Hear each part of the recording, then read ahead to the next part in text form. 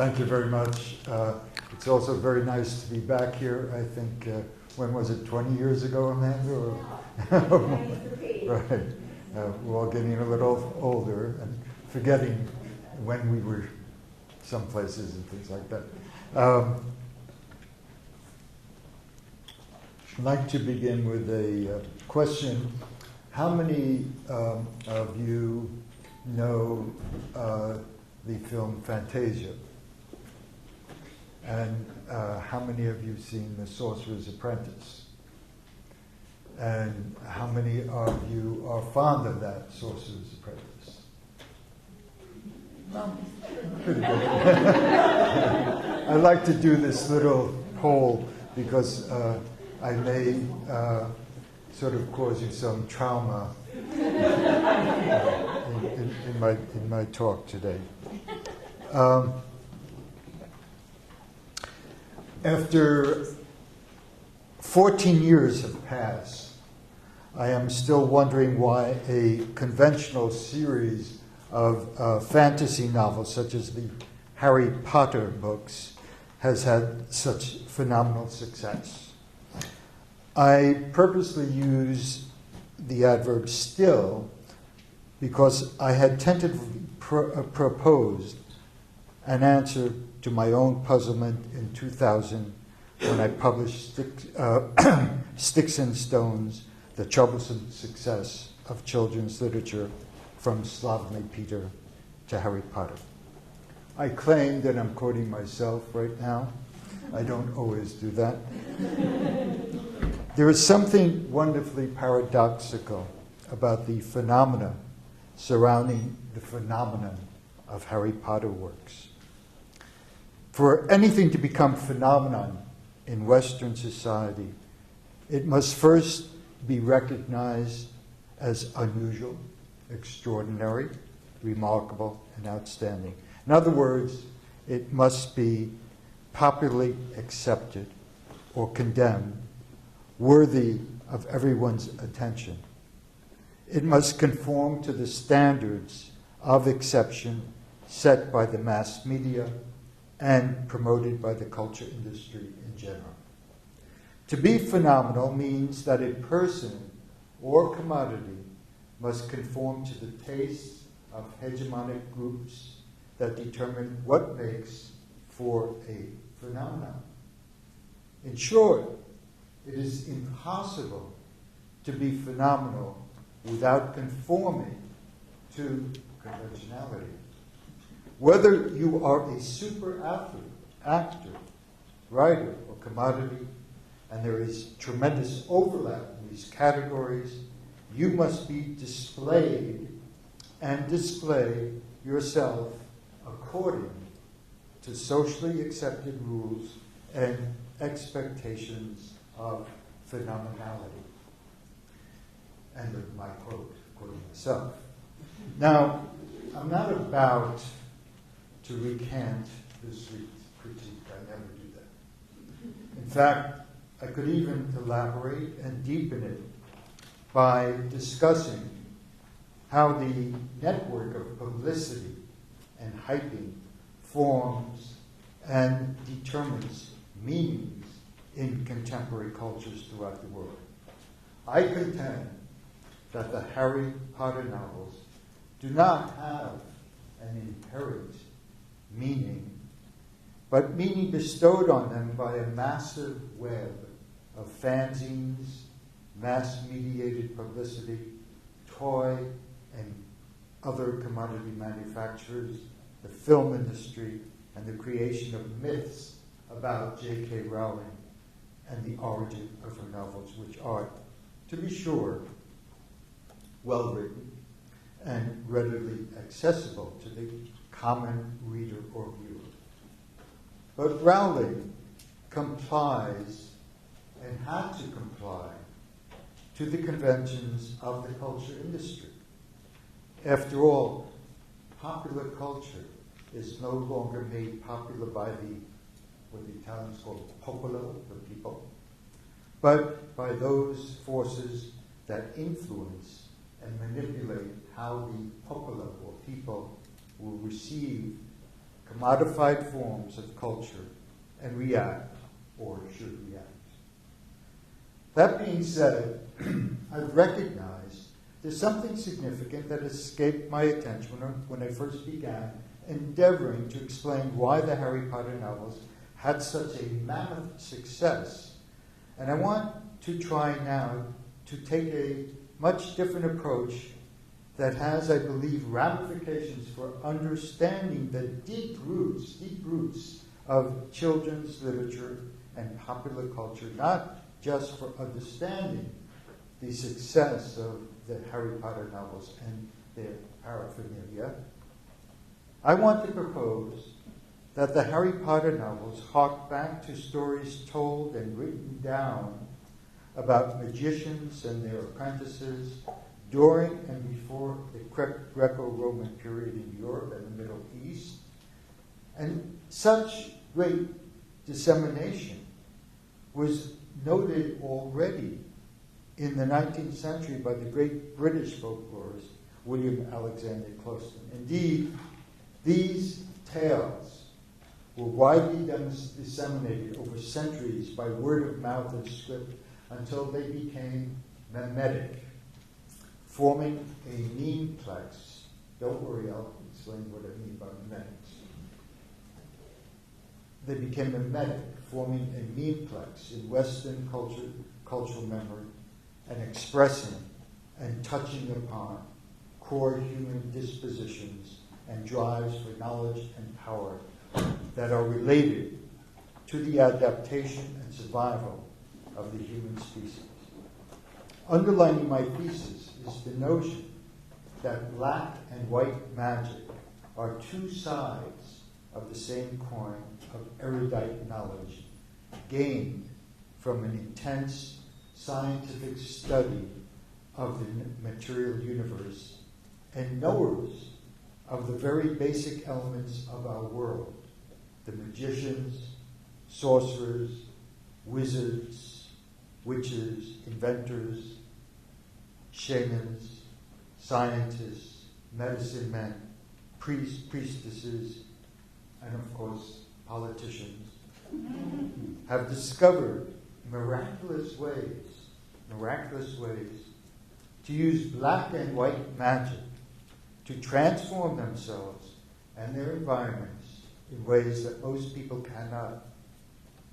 In seeking to gain omniscience and immortality, sorcerers reveal that their success depends morally on whether they will share their magic or knowledge to benefit people, or whether they will use their magic or knowledge to dominate the people of the world, especially young people who are humiliated if they do not comply with the commands of the sorcerers. These sorcerers are all powerful shapeshifters, and they represent what we all want, but cannot obtain unless we live in the fairy tales that we project. So I want to talk first about the Harry Potter novels as a fairy tale, for it is in these novels, viewed as a gigantic fairy tale, that we can see its relationship to ATU 1325, the tale type, the magic, it's called The Magician and His Pupil, as noted by Hans-Jörg Ute in the Types of International Folktales, which is a very useful catalog that helps researchers trace the origins and dissemination of tales with similar plots. Then I would briefly like to note how this tale type, The Magician and His Pupil, has been deeply rooted in European, Middle Eastern, and Asian folklore since the 4th century BC, if not earlier, and was adapted in part as part of the staple of children's literature, mainly in America and Europe, sometime during the 19th century, thanks to the transformation of the Grimms as tales for children, and later thanks to Disney's 1940 film Fantasia, and book versions of the Sorcerer's Apprentice, published by the Disney Corporation. Now, aside from noting the importance of the tale type ATU 325 as the basic pattern in the Harry Potter novels, I shall discuss two other significant works for young readers in Germany and America. And finally, I'll close with some remarks about the importance of using theories of memetics and cultural memory to understand how deeply rooted various works of literature intended for young readers is in all cultures throughout the world. So I want to begin first by talking a little about the Harry Potter novels as a fairy tale. Now, there have been various theories about Harry Potter as a male Cinderella or little Tom Thumb, the odd little fellow who has his wits to outsmart ogres and predators. He's the little guy who always triumphs despite the fact that the odds are against him. Now, to my knowledge, however, nobody has ever associated these novels with the tale type ATU 325, the magician and his pupil. And if we were to undertake this task to make a compact fairy tale out of the 7 novels, here is a summary of how they would read. Once upon a time, there was an 11-year-old boy living in a boring town with his Philistine relatives, the crude commoners known as the Dursleys, who misunderstand and maltreat him. They are like all the conventional and insensitive people in the town who are called muggles. And Harry, sensing that there's something special about him, would like to escape this environment. Fortunately, one day he receives a visit from the half-giant Hagrid, who informs him that he is a wizard and has been chosen to study magic at Hogwarts School, a magical place which is a short train ride from London. Once Harry is equipped with a wand, he travels by train to Hogwarts and makes friends with Ron Weasley and Hermione Granger, who will help him in various struggles for survival. Indeed, Harry, already anointed as the boy who lived after the murderers of Lord Voldemort, the most evil and powerful wizard in dark history, he will have many battles with Voldemort in 7 long years at Hogwarts. So he will need all the helpers he can find, such as the owl Hedwig and the wise Professor Dumbledore. Harry must learn how to use magical brooms, charms, and spells to fend off the evil attacks of Voldemort and cohorts. And in one of his first trials, Harry learns to use the cloak of invisibility to protect the Philosopher's Stone of immortality from Voldemort. He can speak a strange language called Parseltongue and kills a monstrous reptile called the basilisk. Numerous friends and foes are shapeshifters, and part of Harry's learning at Hogwarts demands that he distinguish between the professors of the defense against the dark arts and those who support Voldemort. However, despite Harry's ability to learn how to use magic, Voldemort's power keeps mounting, and Harry is left to his own resources when Professor Dumbledore, his spiritual guide, is killed. By the time Harry turns 18, he has developed into an adroit, powerful, and cunning wizard, and in a grand gesture of sacrifice, he allows Voldemort to kill him because Harry contains a Horcrux within him that is a fragment of Voldemort's evil soul. Only by Harry's dying will Voldemort die. However, Harry learns from the spirit of Dumbledore in Limbo that Voldemort himself had accidentally already killed the Horcrux in him with a killing curse so that Harry can return to life and slay Voldemort with a disarming charm. In the closing happy end, well, fairy tales, as you know, end happily, or most of them do, we are told that Harry is happily married in what appears to be a bougie or bourgeois marriage, and is sending his children off to study magic at the exclusive boarding school in Hogwarts, just as many well-to-do British and American families do today. Now, in short, if we cut our way through all the rummage cluttering the plot of the Harry Potter series, the structure of Rowling's fairy tale resembles the folklore tale type ATU 325, which has the following plot outlines. 1, a poor father apprentices his son to a magician sorcerer, and the son enters an enchanted place to study magic.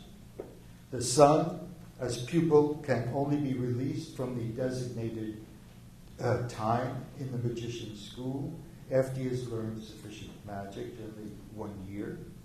If his father recognizes him in a transformed condition, usually as a bird at the end of the 1 year.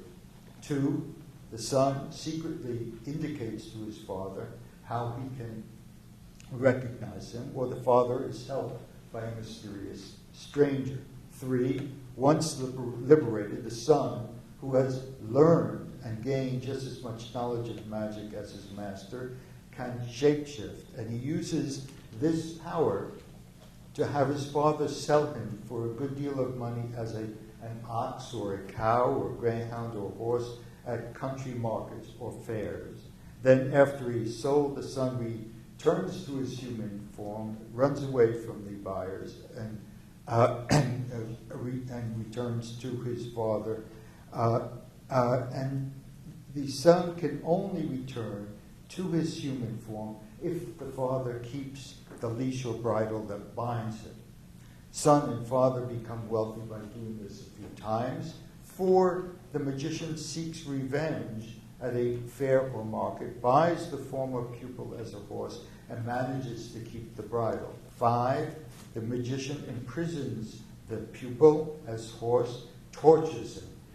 6, the pupil uses his cunning to escape, and the magician pursues him in the battle of shapeshifting. They change themselves into birds, fish, rabbits, rings, apples, precious stones, and grains of corn. In one major battle, the magician becomes a rooster, and the pupil becomes a fox and bites off his head.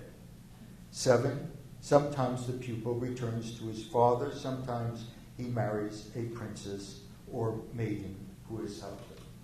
Now I want to move on to go further into the significance of this tale type. There is one important variant of the tale type ATU 325 among some other minor offshoots that is very important to note. And in this catalog, it is referred to as the ATU 325 with an asterisk. And it's called The Apprentice and the Ghost, or sometimes misleadingly, The Sorcerer's Apprentice. And it involves a foolish apprentice who reads a forbidden book of magic when the master is away from the house of magic, or he overhears the magician's spell. Since he does not entirely grasp the power of the magic, the apprentice calls forth demons, ghosts, who create chaos until the master returns and brings everything back to order. And here the apprentice learns a lesson about not using language and knowledge until he is capable and mature enough to control what he conjures. Now, in studying the complex or meme type of the tale type ATU 325, the major tale types, the magician and his pupil, and the apprentice and the ghost, are significant for understanding the relevance of the sorcerer and his apprentice in contemporary Western cultures. They stand in dialogue with one another and are two sides of the same coin. The tale type, The Apprentice and the Ghost, in which a young man is humiliated, is often paired and confused with the magician and his pupil, in which a young man defeats a tyrannical and demonic master with his own magic. Both have roots in ancient India, Mongolia, Egypt, Siberia, Greece, and Italy, and may share some of the same sources. Since the stories in these two oral and literary traditions listed as the same tale type in this catalog are often referred to by the same title, The Sorcerer's Apprentice, causing confusion in numbers in contemporary times, I want to make a distinction, which I think is important for the rest of my talk. Basically, what I'm going to do is dividing the tale type 325 into two parts. One will be called the rebellious apprentice, and the other will be called the humiliated apprentice. Both of them, though, belong together. The sides of the same coin. Okay, so it may be a little confusing as I go along, but I'll try to keep those distinctions clearly. And I want to begin by talking about the humiliated apprentice. Okay, the one that goes back to the Greek period, Greco-Roman period. In two excellent studies, Rain Anderson's Fairy Tale in the Ancient World, published in 2000, and William Hanson's Ariadne's Thread, published in 2002.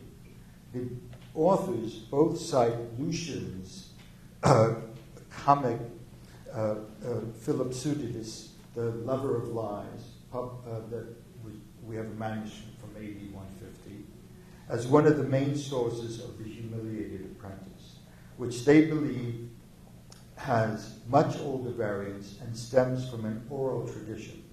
Anderson summarizes the tale as follows.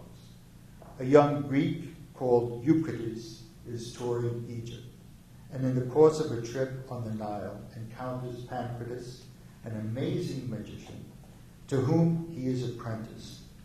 Pancratus does not require any domestic servant, but instead enchants household objects, a broom and a pestle, to undertake domestic tasks on their own. Euclides overhears the spell and in the sorcerer's absence is able to activate the magical servant. Unfortunately, he is unable to stop its activities once started, having only overheard the first half of the spell. Splitting the animated pestle with an axe only divides it into two servants instead of one. Only the returned sorcerer can put a stop to the now three magical servants, and having done so, he disappears. Euclides still knows the half of the spell, but dare not use it for fear of the consequences. Thereafter, he travels to Memphis, and the great stone colossi of Memnon delivers him an oracle. That's the end of a quote from Anderson's book on the fairy tale in the Greco-Roman period. Now, it's impossible to determine how this short satirical tale spread over the next several centuries, either through oral tradition or print, but by the time some version had reached the great German writer Goethe, he published a brief poem called Der Zauberlehrling, the Sorcerer's Apprentice, in 1797, which is a simplistic imitation of Lucian's more comical story. Here the apprentice is the speaker of the poem, which deals with his desperation and frustration when he calls forth ghosts who flood the absent sorcerer's house. When the sorcerer returns, he calmly banishes the ghosts, and this poem, which is not particularly interesting, was translated into English a few times in the 19th and 20th centuries, and was somewhat popular in Germany and the rest of Europe, where other similar prose versions were disseminated. In 1896-97, Goethe's poem was transformed into a symphonic poem by the French composer Paul Dukas with the title The Sorcerer's Apprentice, and with the subtitle Scherzo, based on a ballad by Goethe. This adaptation was highly significant because Walt Disney used Dukas's music in his animated version of The Sorcerer's Apprentice in 1940. It was part of the film Fantasia, as you all know, and part of Disney's effort to resurrect the popularity of Mickey Mouse that had declined during the 1930s.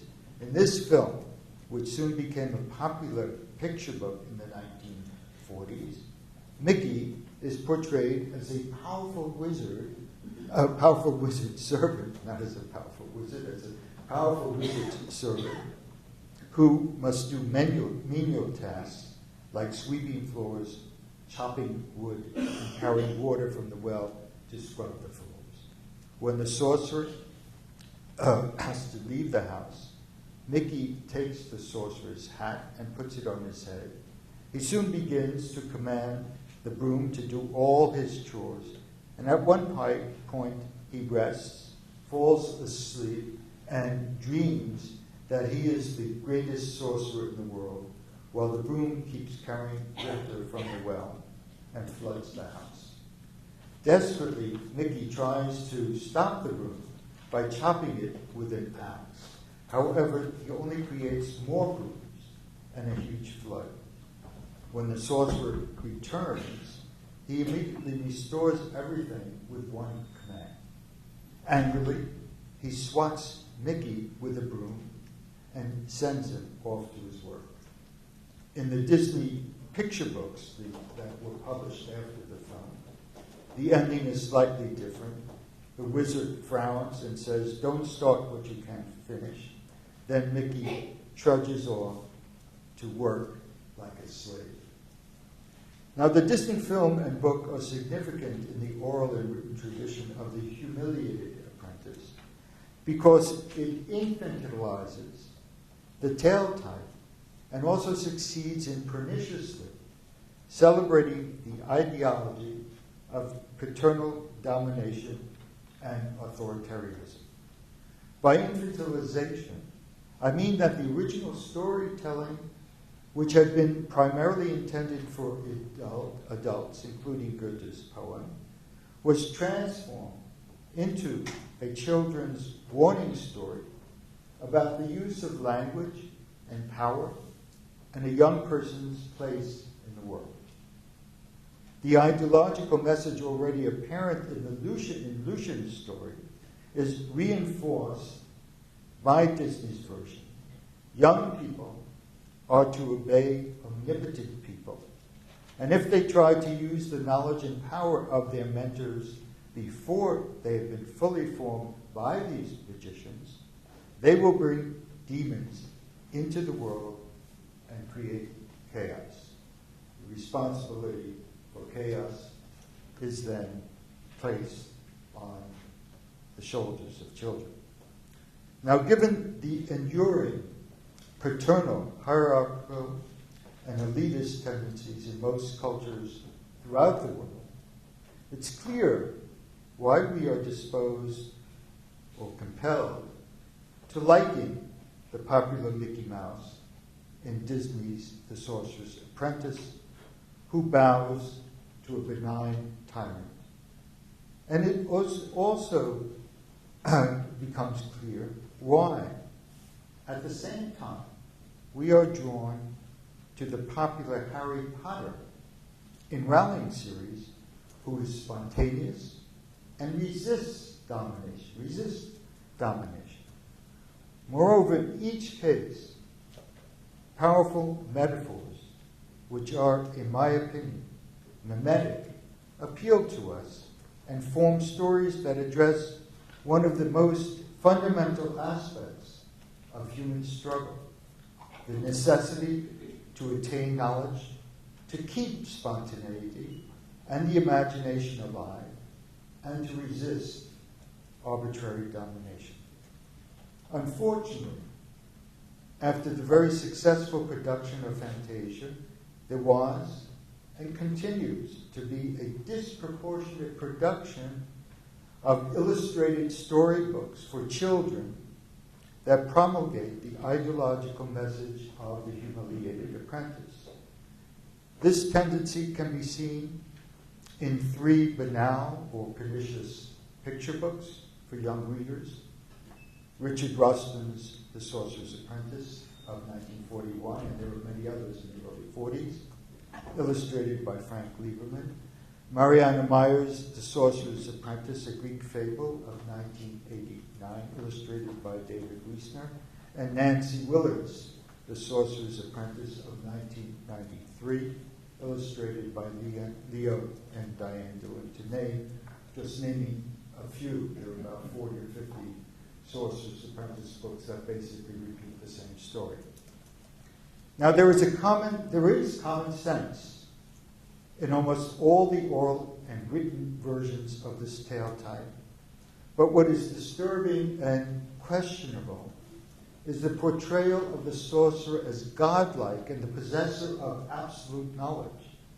From an ideological perspective, most of the tales depict wizards who own total knowledge of magic and are male benefactors whose power is unquestionable. They are to be obeyed without question, while the apprentices, mainly boys, are humiliated if they try to learn by themselves. The struggle between master and pupil is always won by the master in this tale type. But now let's turn to the other, also prevalent tale type, the rebellious apprentice, before we explore the ramifications of the 2 tale types together and why they are so relevant today.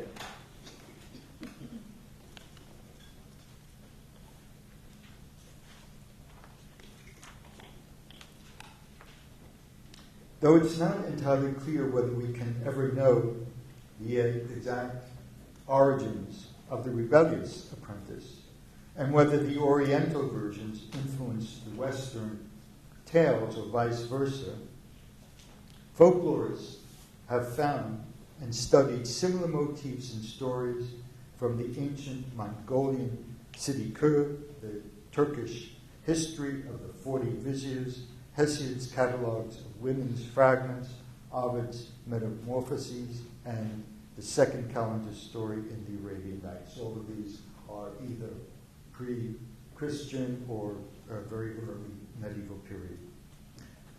Throughout the Middle Ages and the Renaissance in Europe, there were signs that the tale type, the rebellious apprentice, was spreading, taking root, and defining the basic features that would make the tale more easily memorable and mimetic. Motifs of the rebellious apprentices, shape-shifting, magical duels, and fierce competition became widespread. The oral and literary dissemination of the tale type throughout Europe and the Orient appears to have been great, and it led to Giovan Francesco Straparoula's tale, Maestro Latanzio and his apprentice Diogene in 1550 in the publication of The Pleasant Nights, which is the first known literary work that artfully combined all the different motifs of previous tales to form the groundwork for the prominent type of the rebellious apprentice. In other words, there were many oral and perhaps literary versions that preceded this, but Straparoula's 1550 tale really brought things together, really honed the motifs and plot elements together. Straparoula's tale takes place in Messina, Sicily, and it concerns a poor man who places his son, Diogene, as an apprentice in the home of Latazio, who works as a tailor and a sorcerer. Diogene, who learns to be just as skillful in the use of magic as his master, manages to leave his sorcerer's service. Then he is captured after his father sells him as a horse at a fair. Latazio buys him and beats Diogene, who escapes and transforms himself several times, pursued by the sorcerer, until he becomes a ruby ring and accidentally falls into the basket of Violante, a princess who becomes very fond of him at night when he transforms himself back into a young man. And of course, she saves him, and then Diogenes bites off the head of the sorcerer who had transformed himself into a hen during one of their shape-shifting battles. And of course, Diogenes wedged the princess in the end. Now, Straparola's tale had an immense effect on many, many different literary versions that came after him. And it is clear from the numerous collections of folk and fairy tales in 19th century Europe that the rebellious apprentice was widespread and written and told mainly for adults. And a good example is the short and somewhat abrupt comic version of the Brothers Grimm, published in dialect in the second edition of Children's and Household Tales in 1819. It was and still is called The Nimble Thief and His Master. In this brief, pithy story, a father named Jan is mocked by a sexton who tricks him into believing that the Lord wants his son to learn all about thievery. And the father wants some help and goes to church, and the sexton is playing a joke on him and says, if you really want your son to succeed in life, he should become a great thief. That may be true actually today. Thinking that it is God's will, Jan places his son with a master thief, and his son learns enough to outwit the master. He then shapeshifts and makes money by becoming a greyhound, then a horse, and as in the other tales, the boy is captured, tortured, and then defeats the master by turning into a fox and biting off the master's head when the sorcerer becomes a rooster. Other variants that circulated in Scandinavia, Germany, France, Italy, and Eastern European countries can be found in most of the significant collections of the 19th century. They share many similar features that reflect not only a generational struggle between old master and young learner, but also a conflict that many young men experience either as apprentices or journeymen. The conditions throughout Europe, and also, I would say, in North America in the 19th century, under which boys worked in the 18th and 19th centuries, were difficult and exploitative, and these tales indicate that learning a trade also meant learning how to survive. The pervasive literary and oral influence of the rebellious apprentice in the 20th and 21st centuries can be seen mainly in contemporary collections of folk tales, such as Catherine Briggs' A Dictionary of British Folk Tales, or the novels for adults such as Hans Heinz Evers' The Sorcerer's Apprentice of 1907, Lloyd Dunsany's The Charwoman's Shadow of 1926, up through Susanna Clarke's Jonathan Strange and Mr. Norrell of 2004. Here and there, one can find some versions of this tale type for young readers. Very few. Most of the Sorcerer's Apprentice tales are the ones that came right after Disney and are based sort of on the Disney version. But there are, like Wanda God, who translated Grimm's tales. She did a Sorcerer's Apprentice, which was then illustrated and adapted by Margaret Tomes in 1970. But for the most part, this tale type, the tale type of the humiliated apprentice, became the dominant type with a misleading title, The Sorcerer's Apprentice, published for children. And this book, or this tale type, has circulated in Western countries since Disney's film in 1940, followed by massive publications of Disney's own version. And I want to try to explain why this occurred and discuss the significance of this cultural phenomenon. I'll do that shortly.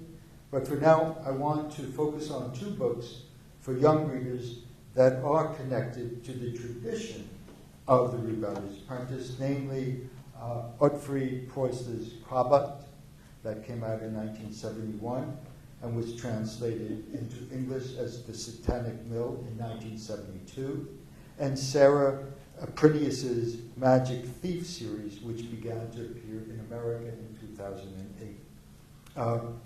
By the way, for those of you who may not know this, on Monday night, this is publicity for the film, that I'll be showing the film Krabat in an animated film. It'll be in German, but we will have a printout that will outline the plot. It's very easy to understand, and it's probably one of the most brilliant animated features made in the 20th century. And there'll be discussion after the film is shown. So now I want to turn to these two contemporary versions of the Rebellious Apprentice. Preußler's novel Krabat is based on a Sorbian legend, not Serbian, but Sorbian. The Sorbs and the Wends formed a part of central Germany in the 19th century, and there was an ethnic group, a very small ethnic group called the Sorbs or Wends.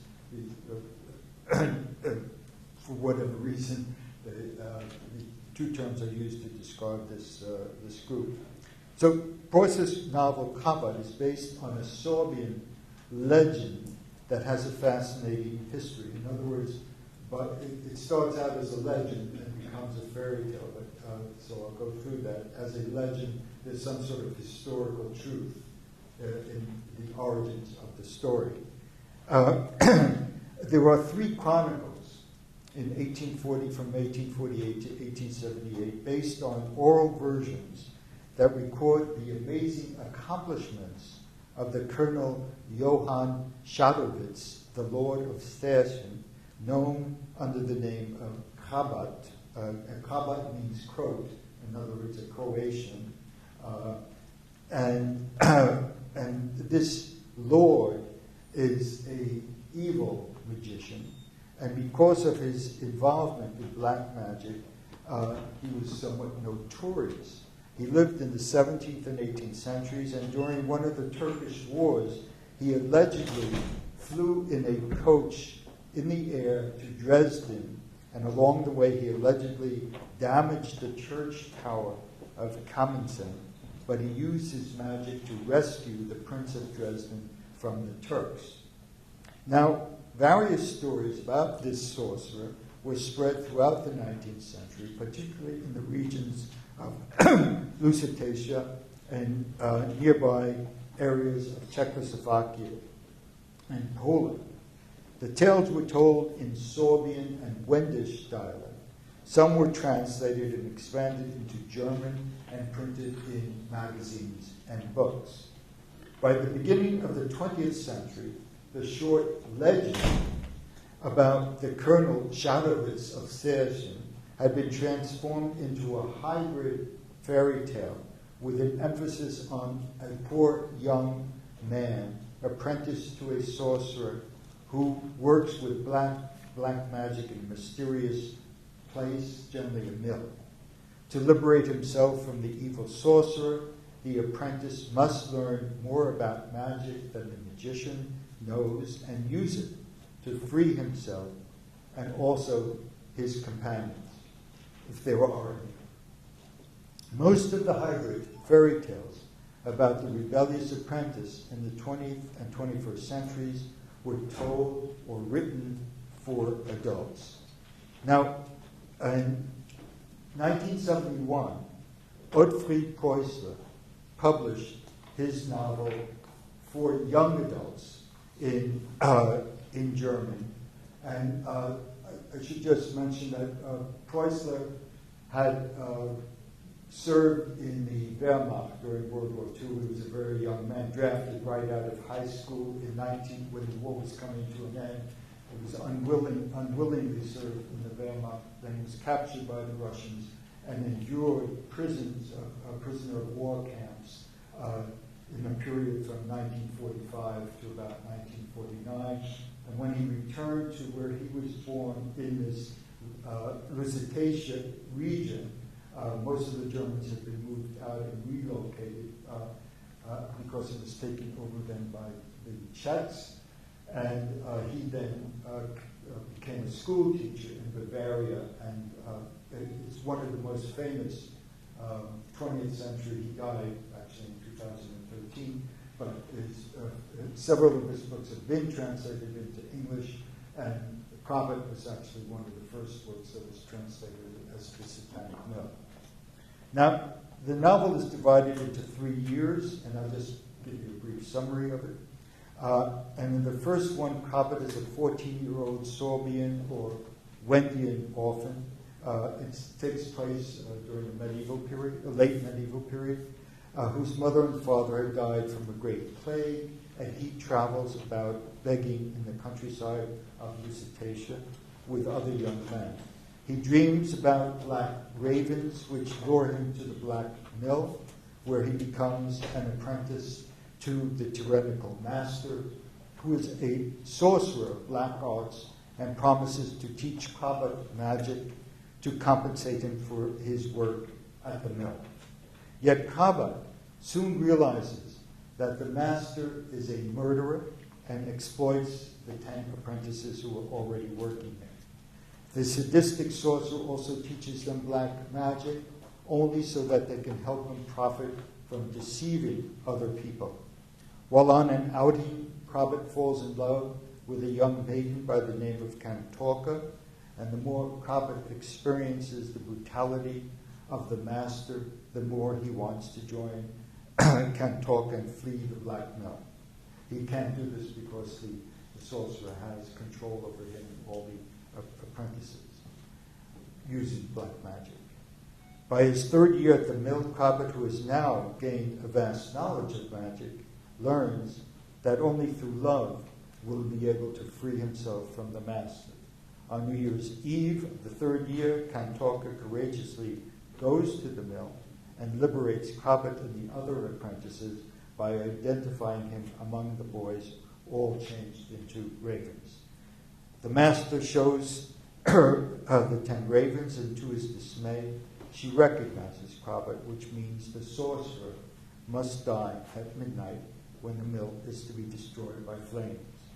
Cobbett leaves the mill with Cantorca and the apprentices, and their lives will no longer be governed by black magic. There's no marriage at the end. They're just free and glad to be free. Now, this short plot summary does not do justice to the complexities in Preussler's fairy tale novel, which reads like a chronicle or reportage that makes the shape-shifting and magic appear credible. There is no hype or fantasy. Magic is part of the quotidian life in the 16th and 17th centuries. Magic is knowledge that equals power. Preussler tells the story as if it were matter of fact. It is true that Cobbett does have a number of hallucinatory dreams, but Preussler does not exaggerate and depict the scenes as though they were beyond belief. He reports succinctly and bluntly because he seeks to grasp and depict the reality of poor, abused apprentices during a period of war when they are at the mercy not only of the sorcerer, but also of the prince and an anonymous character who makes money off their work. More to the point, Preussler metaphorically recalls his brief career in the German army and his 5 years in Russian prison camps. It's clear that he wants to recall the brutality of the Nazi and Stalinist periods and demonstrate how acts of human compassion and love can bring hope. There is no hint at the end of the narrative that magic will be used again, at least it will not be used to exploit other people. Cobbett, as apprentice, has learned that the art and knowledge of black magic are too destructive to build humane relationships. Like the best of the apprentices in the tale type of rebellious apprentice, he is a rebel with a cause. Now the same can be said of Conwar, the feisty protagonist of Sarah Prentice's delightful fairy tale series. She's an American author. The Magic Thief, conceived for middle grade readers. Thus far, there are 4 novels in the series: The Magic Thief of 2008, The Magic Thief Lost of 2009, The Magic Thief Found, 2010, and a 4th, The Magic Thief Home, which is due out this coming September. I haven't read it. I just want to focus on the first novel because it lays the groundwork for the other 3, and it reveals a clear debt to the tale type, the rebellious apprentice. Prentice uses a very original technique to tell her fairy tale novel about Con by having the 14-year-old thief narrate a section of a chapter, quickly followed by first-person comments by the wizard Nevery in his diary. So you have this sort of dialogue going on throughout the novel. The chapters often form a comic dialogue with each character communicating his feelings and sentiments to the reader, while the 2 characters do not communicate directly with one another. The setting of the novel is the realm of Welmet during the Middle Ages. Con, who is an orphan and wanted for thievery in Welmet, tries to steal the great wizard Nevery's locus magicalicus, a stone used to work magic spells. Nevery catches the orphan, and despite Con's rebellious and feisty ways, Nevery takes a liking to him and decides to make him an apprentice. Nevery himself was somewhat rebellious as a young man and had been exiled from Welmet for 20 years. Now, however, he is on a mission to save Welmet because someone is stealing magic from the realm and thus causing living conditions to decline. Though Nevery does not always trust and agree with Con, who must find his own magicalicus to be Nevery's official apprentice, it is Con who eventually leads Nevery to discover who the real criminals are. And the great wizard is able to save Welmet from destruction. Meanwhile, Con will continue to attend the Academicos, the elite school for potential wizards, to sharpen his magic skills and art. And though he needs to learn more about magic, he wins Nevery's respect and teaches the wizard a good deal about thievery. Most important, he teaches Nevery to listen to him, and that young, cunning apprentices have something to teach their masters. While Prentice is not overly political in her narrative, parallels can easily be drawn to the situation in America in which corporate executives and politicians are greedy for power and want to monopolize businesses and determine social behavior and education. In other words, magic and spontaneity are being drained from the city for a purpose. The magic thief in the novel, the evil underlord, a wizard named Crow, wants to determine schooling at Academicos and monopolize all the magic in the realm.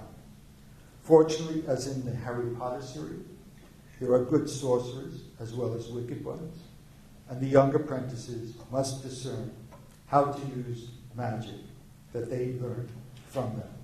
In this case, the cunning Con, who perceives the menace of corruption better than even the wise wizard, Nevery, puts a tentative stop to the danger in Welmet. It is the innocent eye of truth and youth that triumphs in the end, and it is an innocence that we are constantly seeking to recuperate. I now want to try to bring everything together in a conclusion.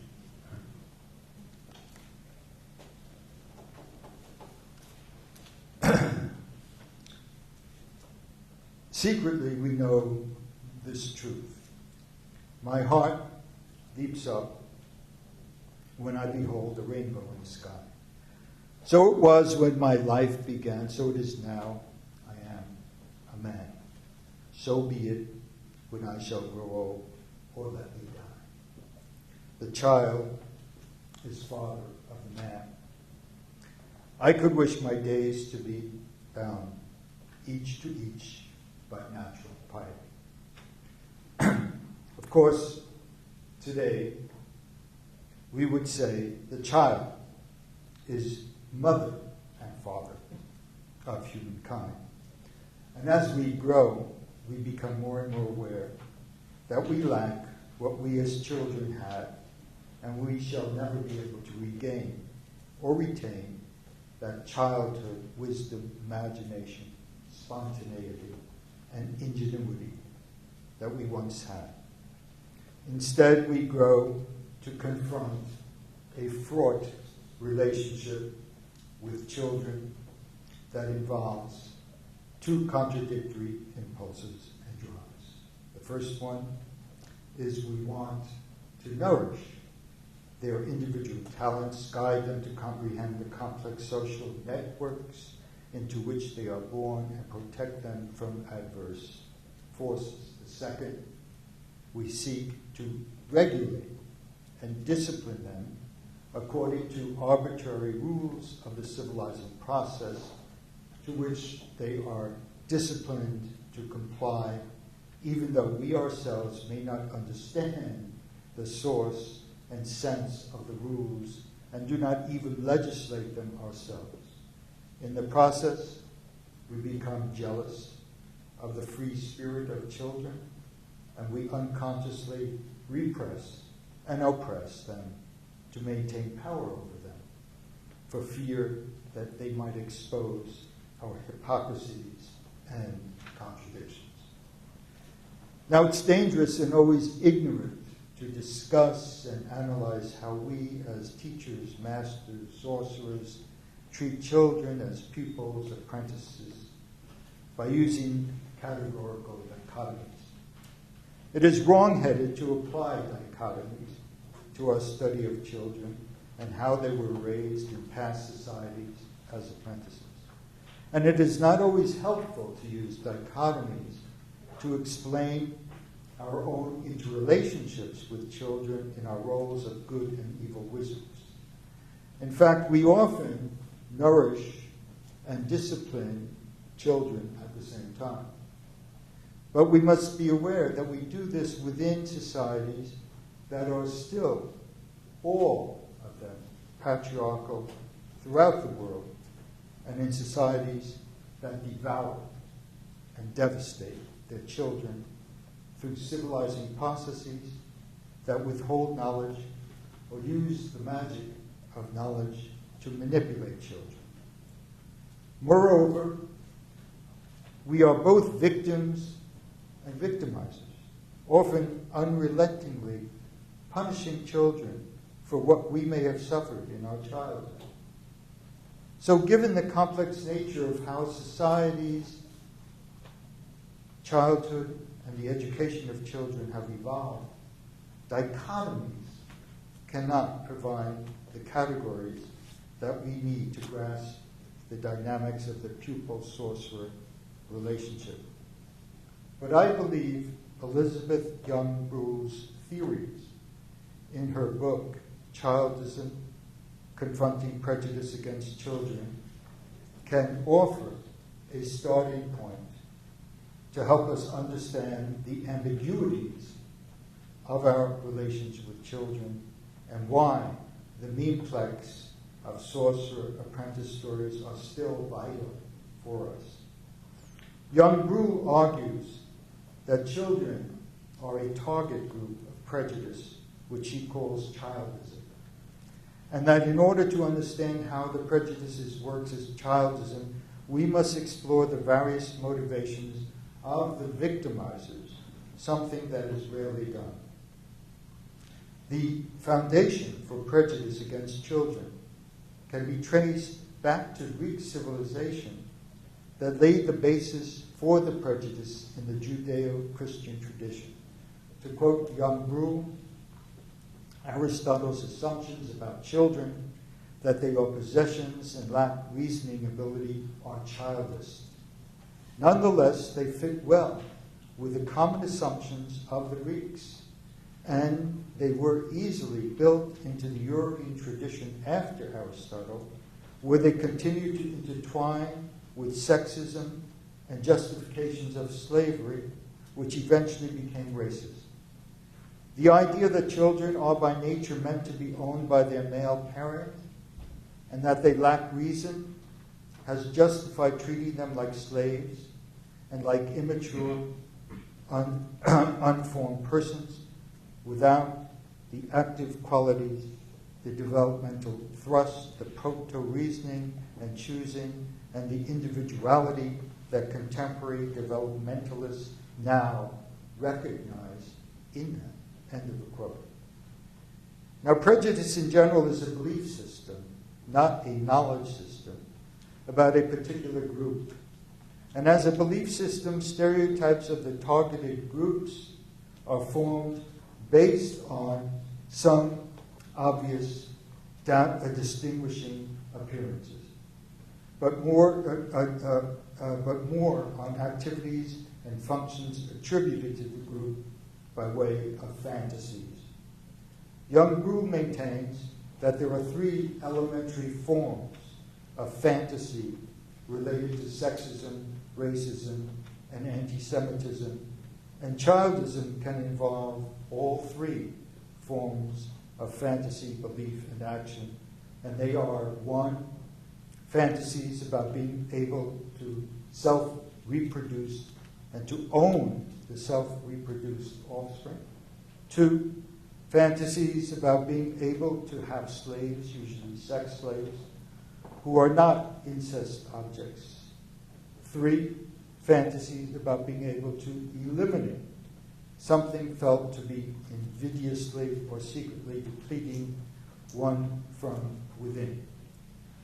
At the more fundamental motivational or fantasy level, Young Brew explains that, and I quote, children can be defined as a belief system that, childism can be defined as a belief system that constructs its target group, the child, as an immature being produced and owned by adults who use it to serve their own needs and fantasies. End of the quote. Now, in the case of both the tale types, the rebellious apprentice and the humiliated apprentice, we have fantasies that have taken the form, that go way back, that have taken the form of diverse fairy tales. The two tales form a whole narrative that allow us to grasp the myriad childish ways that young people are badgered and deprived of the knowledge of magic that might enable them to transform themselves as they wish. Even in those narratives in which the apprentice is successful in obtaining knowledge and power, he is often beaten, tortured, and demeaned in his struggle to become autonomous or to avoid being murdered.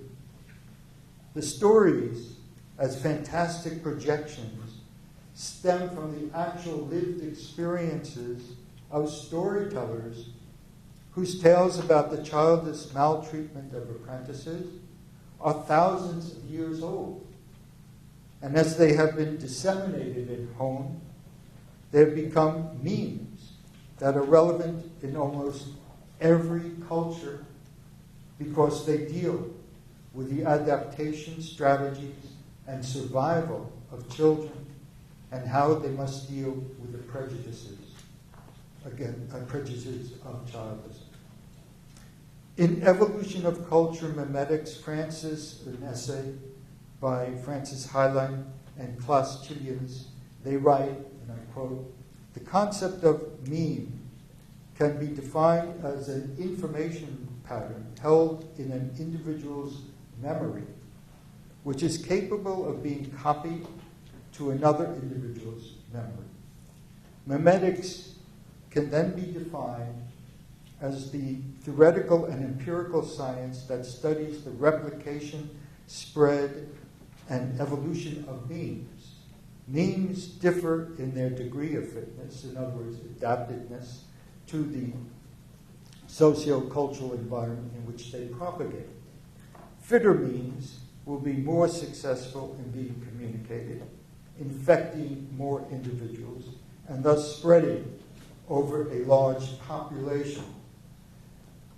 This biological analogy allows us to apply Darwinian concepts and theories to model cultural evolution. End of the quote. Now, to grasp why and how numerous oral and literary tales become memes, it is important to understand the power of words themselves. As Daniel Dennett, one of the great American philosophers still living today, and very astute, who has pioneered the study of memetics, has written, I quote, "Words can be seen to be the foundational means that permit the accumulation and transmission of ever more elaborate artifacts and practices," end of the quote. Whereas the evolution of culture was first predicated on a vertical transmission of genes billions of years ago, this evolution was transformed as parents formed and informed their offspring. Dennett argues, and I quote him again, that once this path of vertical cultural transmission and the genetic transmission had been established and optimized, it could be invaded by rogue cultural variants, horizontally or obliquely transmitted cultural items that do not have the same probability of being benign.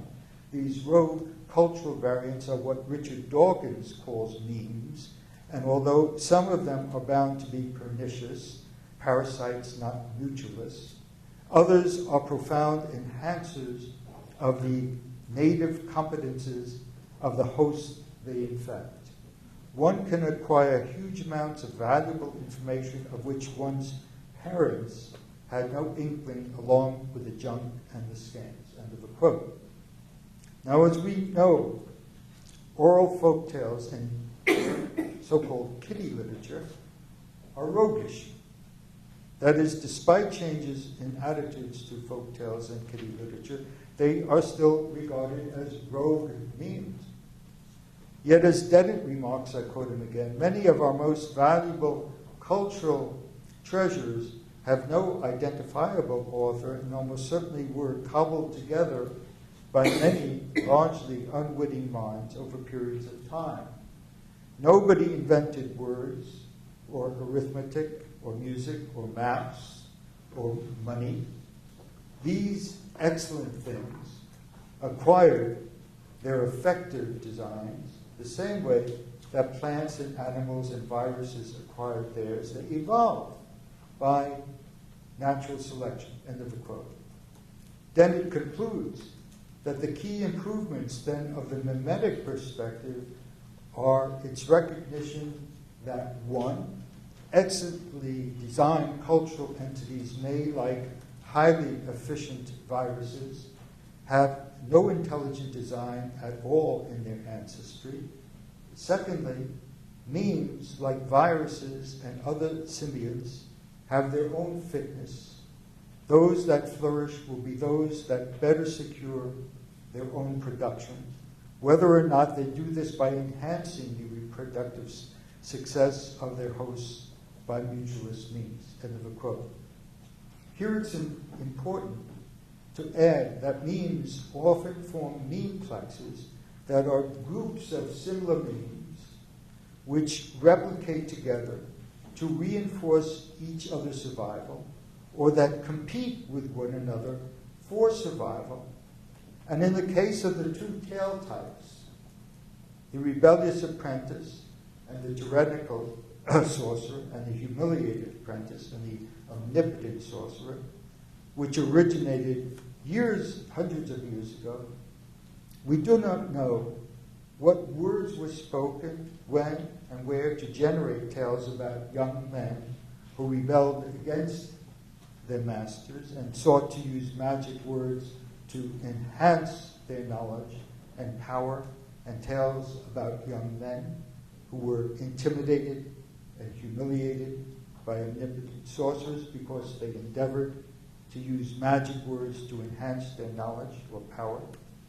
Somehow, and not by design, these tales became particularly relevant in the cultural memories,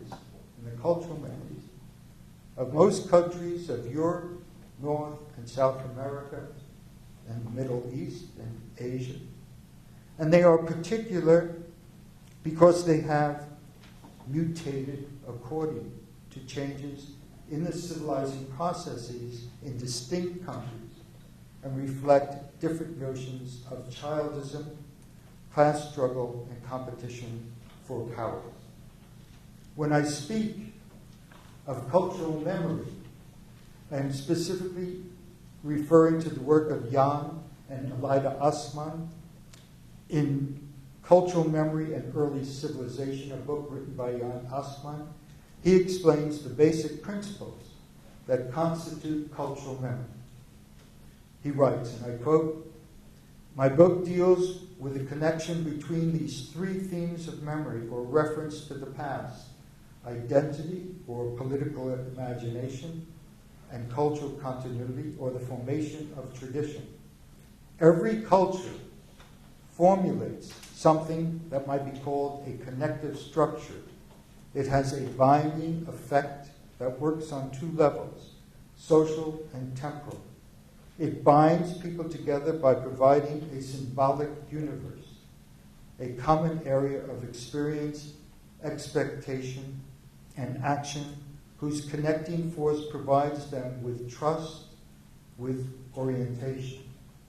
Early texts refer to this aspect of culture as justice.